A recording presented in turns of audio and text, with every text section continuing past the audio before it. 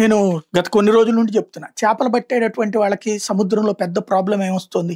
ఈ కెమికల్ ఫ్యాక్టరీలు, పొల్యూటెడ్ ఫ్యాక్టరీలన్నీ గూడా వ్యర్థాలన్నిటి సముద్రంలోకి వదిలేయడంతో సముద్ర తీర ప్రాంతం అంతా ఎప్పుడో కలుషితం అయిపోయింది. అక్కడ చేపలు దొరకట్లేదు. మనం ప్రతి ఏటా 2, 3 నెలల పాటు చేపల వేట నిషేధించి పిల్లల్ని ఏస్తున్నా. ఆ పిల్లలు చచ్చిపోతే తప్పించి చేపలు ఉండట్లేదు. దీంతో మామూలుగా ప్రతి దేశంలో కూడా 12 నాటికల్ మైళ్ళ వరకు ఆ దేశపు అంతర్గతమైనటువంటిది. ఆ తర్వాత 200 నాటికల్ మైళ్ళ వరకు ఆర్థిక జల విభాగం. అక్కడికి చేపల వేటకి అంగీకరించరు. ఎందుకంటే అక్కడ తేడా అయితే అంతర్జాతీయ జలాల్లోకి వెళ్ళిపోయి పక్క దేశాలకు కూడా వెళ్ళిపోతారు. అప్పుడే బంగ్లాదేశ్ వాడు పట్టుకున్నది, పాకిస్తాన్ వాడు పట్టుకుంది, శ్రీలంక వాడు పట్టుకుంది. మళ్ళీ వాళ్ళని విడిపించడానికి నానా తెప్పలు. వాళ్ళోళ్ళు మన దగ్గరకు వస్తే మనం ప్లస్ ఆ దేశం వాళ్ళు మన దేశం వాళ్ళు మధ్యలో గొడవపడి ఇట్లాంటివి ఉంటాయి. దాని కారణంగా మన వాళ్ళు 12 కిలోమీటర్ల లోపే చేపల వేట చేసుకోమంటారు. అక్కడేమో ఈ 12 కిలోమీటర్ల లోపల అంటే ఈ ఒడ్డున ఉన్నటువంటి కాలుష్యం అక్కడ దాకా వెళ్ళి చేపలు దొరకట్లేదు. దాంతో అంతర్జాతీయ జలాల్లోకి వెళ్ళడానికి అనుమతించమని అడుగుతా వచ్చారు. ఇప్పుడు కేంద్ర ప్రభుత్వం అందుకు అంగీకరిస్తోంది.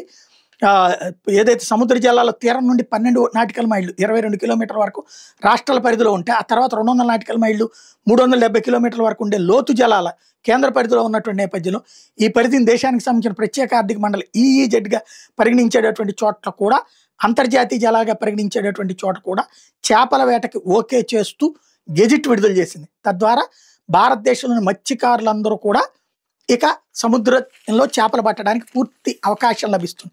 కాకపోతే ఇది దుర్వినియోగం చేసుకుని మళ్ళీ ఏ దేశాలకు దొరికితే ఇబ్బంది పడేది మళ్ళీ వాళ్ళే. అది జాగ్రత్తగా సద్వినియోగం చేసుకోవాల్సింది.